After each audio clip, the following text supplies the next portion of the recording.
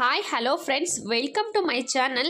ಆಸೆ ಧಾರಾವಾಹಿಯಲ್ಲಿ ನಾಳಿನ ಸಂಚಿಕೆಯಲ್ಲಿ ಏನೆಲ್ಲ ಆಗುತ್ತೆ ಅಂತ ಹೇಳಿ ಚಿಕ್ಕದಾಗಿ ಒಂದು ಪ್ರೋಮೋ ವಿಡಿಯೋನ ನೋಡ್ಕೊಂಡು ಬರೋಣ. ಅದಕ್ಕೂ ಮುಂಚೆ ಯಾರೆಲ್ಲ ನನ್ನ ಚಾನಲ್ಗೆ ಸಬ್ಸ್ಕ್ರೈಬ್ ಮಾಡದೆ ನೋಡ್ತಾ ಇದ್ದೀರಾ, ದಯವಿಟ್ಟು ಸಬ್ಸ್ಕ್ರೈಬ್ ಮಾಡಿಕೊಂಡು ವಿಡಿಯೋ ಇಷ್ಟ ಆಯಿತು ಅಂದರೆ ಪ್ಲೀಸ್ ಒಂದು ಲೈಕ್ ಮಾಡಿ.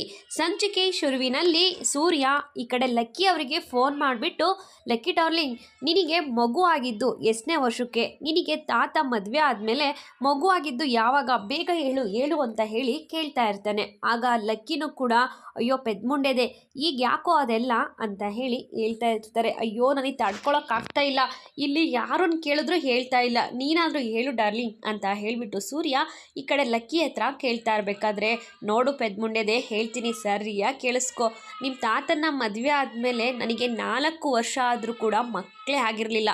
ಆದರೆ ಈಗ ಹಾಗಾಗಬಾರ್ದು, ನನಗೆ ಮಹಾಲಕ್ಷ್ಮಿ ಆಗಿರೋ ಮೀನಾ ಥರದ ಮೊಮ್ಮಗು ಬೇಕು ಕಣೋ, ಬೇಗ ನೀ ನನಗೆ ಮೀನಾ ಥರದ ಮಗುವನ್ನೇ ಕೊಡಬೇಕು ಅಂತ ಹೇಳಿ ಹೇಳ್ತಾ ಇರ್ತಾರೆ.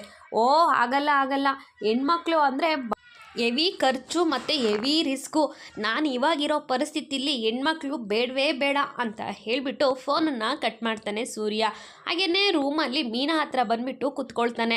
ಆಗ ಮೀನಾ ಕೇಳ್ತಾಳೆ, ಏನು ಹೆಣ್ಮಕ್ಳು ಅಂದರೆ ಹಾಗೆ ಹೀಗೆ ತುಂಬ ಕಷ್ಟ ಅಂತ ಎಲ್ಲ ಹೇಳ್ಕೊಳ್ತಾ ಇದ್ದೆ ಅಲ್ಲಿ, ಈಗ ಏನಕ್ಕೆ ಬಂದೆ ಇಲ್ಲಿಗೆ ಅಂತ ಹೇಳಿ ಸೂರ್ಯನ ಹತ್ರ ಪ್ರಶ್ನೆ ಮಾಡ್ತಾ ಇರಬೇಕಾದ್ರೆ, ಹೌದಲ್ವೇ ನಮ್ಮ ಮೀನಾಕ್ಷಿ, ನಾನು ಹೇಳಿದ್ದು ಸರಿನೇ ಅಲ್ವಾ ಅಂತ ಹೇಳಿ ಸೂರ್ಯ ಹೇಳ್ತಿರ್ತಾನೆ.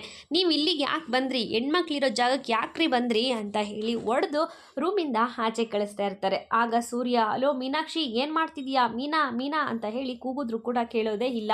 ಇಲ್ಲಿಗೆ ಸಂಚಿಕೆ ಮುಕ್ತಾಯವಾಗುತ್ತದೆ ಸ್ನೇಹಿತರೆ. ಮುಂದಿನ ಸಂಚಿಕೆಯಲ್ಲಿ ಏನಾಗುತ್ತೆ ಅಂತ ಕಾದು ನೋಡೋಣ. ಬಾಯ್ ಬಾಯ್.